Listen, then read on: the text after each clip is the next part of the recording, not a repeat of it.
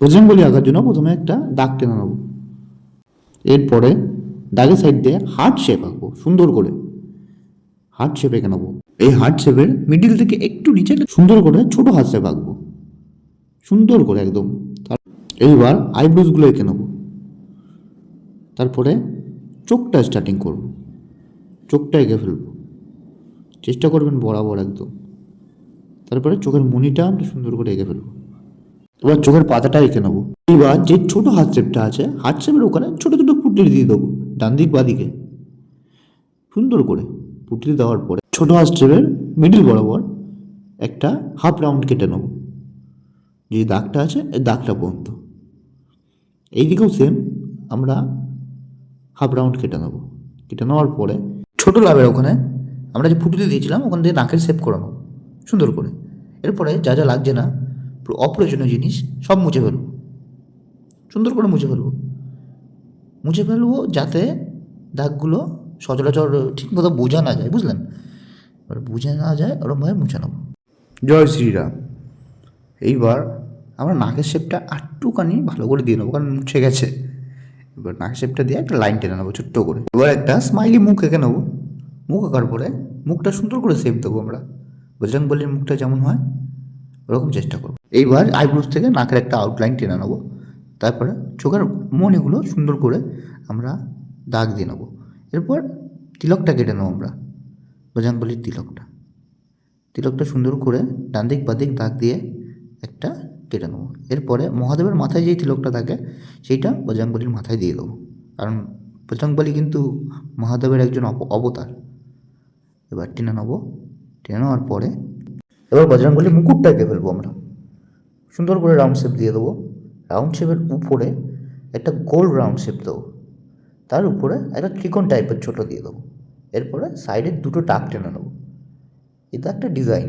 এবার খাঁচকাটা ডিজাইন দিয়ে দেবো সহজভাবে, যাতে বাচ্চারাও আঁকতে পারে সুন্দরভাবে। সহজভাবে খাঁচকাটা ডিজাইন দিয়ে নেবো। এইবার ডিজাইন দেওয়ার পরে আমরা দাড়িটা এঁকে ফেলবো।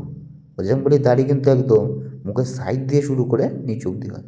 এবারে কানটা আঁকবো সুন্দর করে, দুই দিকে কান এঁকে নেবো। কান আঁকার পরে কানে একটু শেপ দিয়ে নেবো। এবার দুধের কানের দুলগুলো এঁকে ফেলবো। কানের দুল একদম ইজি ডিজাইন দেবো, রাউন্ড শেপ দিয়ে দেবো, একটা ছোটো একটা বড়। এদিকেও সেম, ছোটো একটা বড় রাউন্ড শেপ। এরপরে বজরংবলীর যে রাউন্ড শেপ আঁকলাম ওখান থেকে একটা মালা এঁকে নেবো। নর্মালি সুন্দর সহজ উপায়, এটা মালা এঁকে নেবো দু সাইড দিয়ে সেমভাবে। এবার কানের দুলগুলো সহজভাবে আমরা ডিজাইন দেবো, যাতে বাচ্চারাও করতে পারে। সহজভাবে গোল করে ফুলের ডিজাইন দিয়ে দেবো, সহজ ফুলের ডিজাইন। এদিকেও সেম দিয়ে দেবো আমরা, গোল করে ফুলের ডিজাইন দিয়ে দেবো। ফুলের ডিজাইন সুন্দর করে দিয়ে দেবো। দেওয়ার পরে বজরংবলীর কাঠগুলো এঁকে ফেলবো। এবার ডিপ পেন্সিল দিয়ে চোখের মণিগুলো একটু ডিপ করে দেবো, আউটলাইনগুলো সুন্দর করে দেবো দু সাইডে। করার পরে ডার্ক শেড দিয়ে দেবো সব জায়গায়, যাতে মুখের শেপটা সুন্দর করে আসে। সুন্দর করে শেড মাথার থেকে শুরু করে মুখ অবধি দেবো। যেখানে ডার্ক আমার দরকার সেসব জায়গায় ডার্ক করে দেবো, যাতে মুখের শেপটা একটু সুন্দর লাগে। ডার্ক শেপ করে দেবো। বজরংবলী কিন্তু এমন একজন দেবতা যিনি এখনও পৃথিবীতে বিরাজমান আছেন। মনে ভক্তি নিয়ে ডাকলে তিনি এখনও সাড়া দেন কিন্তু, এটা কিন্তু সত্যি। এবার আমরা দাড়ির লাইনগুলো টেনে নেবো, যাতে দাড়িটা একটু রিয়াল লাগে। দাড়ির লাইনগুলো সুন্দর করে উপর থেকে নিচে টেনে নেবো। তারপরে চুলের লাইনগুলো টেনে নেবো, চুলটাও সুন্দর করে দাড়ির মতো করে টেনে নেবো।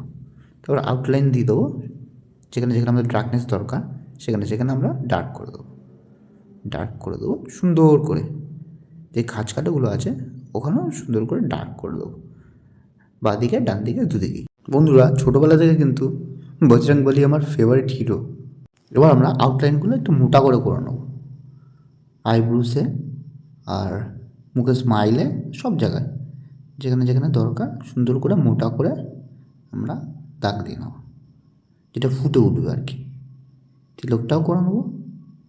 এবার দাড়িতে সেট করে নেবো, যাতে দাড়িটা একটু রিয়েলিস্টিক লাগে।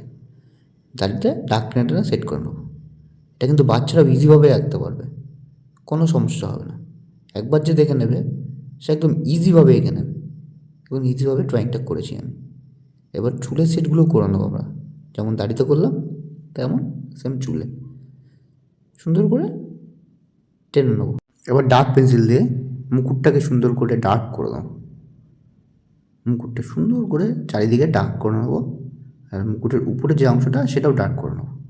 ডার্ক করার পরে একটু সেট দিয়ে দেবো, কারণ আমি বাঁদিকে একটু ডার্কনেস চাইছি, ডান দিকে একটু লাইটনেস চাইছি। বাঁদিকটা একটু ডার্ক করে নেবো। ডার্ক করার পরে এবার আমার আঙুল দিয়ে একটুখানি ঘষে নেবো যাতে ভালো করে মিলে যায়। এবার চোখের মণিটা একটু বর্ডার দিয়ে নেবো, একটু ডার্ক করে নেবো। এবার তিলকটা সুন্দর করে ডার্ক করে নেবো, তিলকটা ফুটে ওঠে। এইবার কানের দুলগুলো আমরা ডার্ক করে নেবো, তাহলে ভালো লাগবে।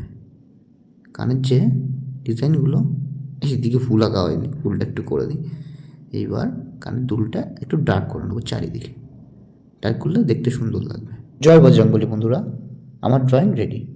একটা বাচ্চাও ইজিভাবে এই ড্রয়িংটা করতে পারবে। ভালো লাগলে সাবস্ক্রাইব অ্যান্ড লাইক করে দিন। জয় শ্রীরাম। বন্ধুরা, আর নতুন নতুন ড্রয়িং শিখতে সাবস্ক্রাইব করে দিন চ্যানেলটা।